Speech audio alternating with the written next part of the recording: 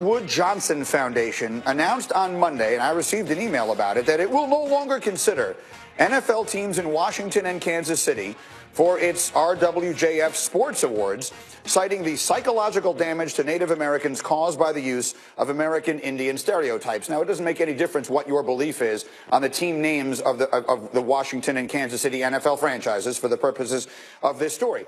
But in case you are not aware, the Robert Wood Johnson Foundation is of the same family initially that owns a current NFL team. Robert Wood Johnson IV, Woody Johnson, is the owner of the New York Jets. His brother Christopher Johnson is currently the acting owner or governor because Woody is the ambassador to the UK.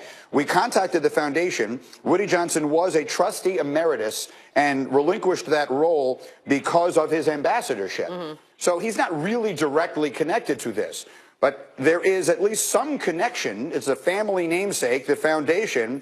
He's a trustee in 2011 and emeritus until last year is what I'm being told right now. So he is a direct, at least an indirect connection, right, as a current NFL owner to this foundation, which is now making this very public statement about the team names of other NFL teams. That to me qualifies as the definition of sneaky big news. And how much impact that will have, maybe it will have none. But that feels to me like the closest we've ever gotten to one of the other teams in the NFL saying these names don't sit well with us. Right, and there's the guy, I think, president and CEO of the foundation, this guy Richard Besser, who's also a doctor, went on to say, look, it's one small thing that we can do, that we're in control of, and it's the only way you change things in society, and that it took them a long time to understand that this was an offensive and hurtful way of referring to a large group of people in this country. And they didn't understand at the time that it was such an insult or that it was limiting the way others view them. So, you know, it's one small thing that this group was able to do, but that's really how change happened. You know what fascinates me is these names can be changed by one person in each dynamic, the owner. Well.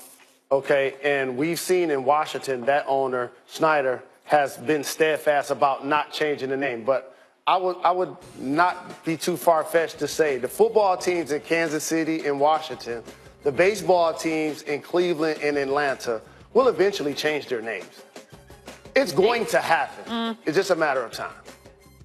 I think I agree with you, but whether that happens or not, and we have reached out to the Jets for comment and have not yet heard back either. And again, I want to make it clear what we're saying and what we're not saying. We're not saying that the New York Jets or that the Johnson family that owns the New York Jets has come out against the names. But it is awfully close. There is a connection there that is, at minimum, a lot closer than anything we've ever heard before. We have heard Roger Goodell defend the names on a variety of levels, and what else is he going to do? Again, to your point, Dan Snyder has made it very clear. He is never going to change the name in Washington, and again, you're entitled to have whatever your opinion is on the names is entirely up to you. I just thought it was very interesting that here's an award named, I mean, if coincidentally only, it has the same name as the man who owns the New York Jets. Now, speaking of the Jets and the Johnson family, I mentioned that Christopher Johnson, who is the CEO and is now sort of the acting owner with Woody overseas, was at a charity event in Manhattan yesterday and said this about the Jets drafting Sam Darnold, quote, I think people are going to look back, I honestly think they're going to look back 20 years from now and say this is the moment the Jets shifted into a new year, that they became a great team. Oh, dear. You changed Christopher to Magic, and you changed Darnold to Lonzo, and we're back where we started. Well, that's an interesting way of phrasing that. That really is. Unnecessary.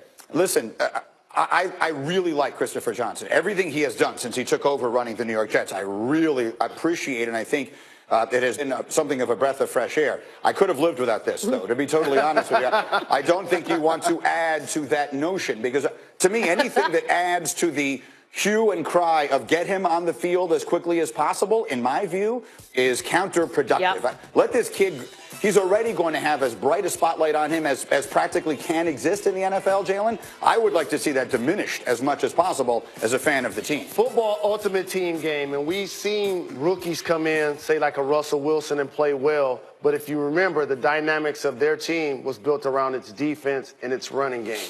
And if you put a young quarterback out there and you don't have the team around them, they're going to struggle.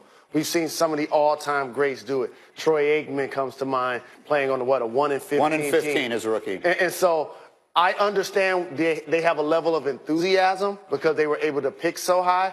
But again, you got to keep the expectations down because, like you said, especially here, soon as somebody throws an incomplete pass, yep, people are going to go from Jets, Jets, to Darnold. We want Darnold. We want Sam. And you just don't want to do that to the young man. And not only that, but when Darnold, when he goes through all of the usual bumps and bruises of a young quarterback, people are going to say, well, the owner says that you're supposed to be the guy turning the page. So I think we could have lived without this. To the NBA, Beetle, you'll be interested in this. Anthony Davis had 34 and 19 in a game in which his team was eliminated last night against the Warriors, but clearly it was a great year for Anthony Davis. And after the game, his coach made an interesting comparison. Alvin Gentry said, I think anytime you have a superstar player like AD, he's got Tim Duncan DNA.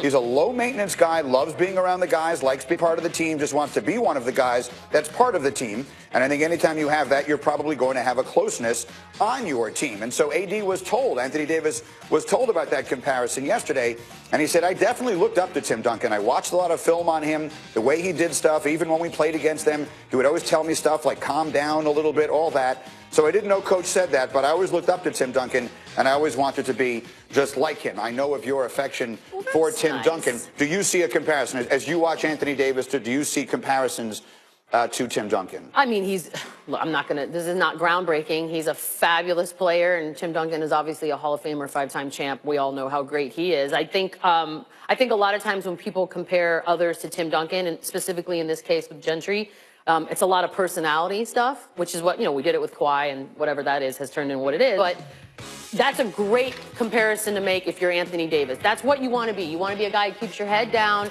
you stay out of dumb stuff, whether it be on or off the court, and you just play basketball, and you have a passion about it that's quiet and wonderful. And look, good for Anthony Davis, and Alvin Gentry would know. He lives in San Antonio. He knows a lot. This comparison has been out there for a really long time because they both have the height. They both have the ability to get you 25-plus points. They both impact you defensively with blocking shots, being able to guard out on the perimeter against smaller people, especially late in the shot clock. So the versatility of their games on both ends of the floor, their games do translate into the comparison. Now, what takes it over the top is what Beto just suggested. And we talk about this a lot in the NFL about how they want people who are just football-minded at all times. Basically, that's what he's saying. He's saying, I have a low-maintenance guy, and based on that, he keeps a closeness around our basketball team, which allows us to be successful. And I remember having Larry Brown on the radio show years ago when Anthony Davis was coming out. And he said to me, Greeny, this guy is Bill Russell because he can be the most important and best player on the floor in a given game without scoring a point. And there aren't a lot of guys like that. And even a guy like Duncan, I don't feel like he was that. Now, Duncan was maybe the best fundamental offensive big that we've seen in recent memory and one of the best of all time. Davis, I think, if anything, he's a more athletic version and maybe even a better defender. And obviously, I'm not here to break down Bill Russell's game. I mean, he won 11 championships in 13 years, all-time great, no question about it. Hall of Famer, champion, all of that good stuff. But their games are different. He played strictly in the paint. Tim Duncan, one of his signature plays was an elbow jumper, bank shot from the wing. Anthony Davis played mid-range, and then he elevated himself to shooting three-point shots. So I like that comparison a lot more. Yeah, interesting. All right, we've got a lot to do here. Just getting started on what's a fun morning with us here on Get Up. We all knew it was coming here. We did. The Rockets and the Warriors on a collision course all year to the Western Conference Finals. Who has the edge? That discussion and more as we continue. Get Up on ESPN. Off Thursday night, Bigs. Woohoo! When you're America's best value, you don't need a whole lot of hoopla. What you need is a 10-year, 100,000-mile warranty and an IIHS top safety pick award.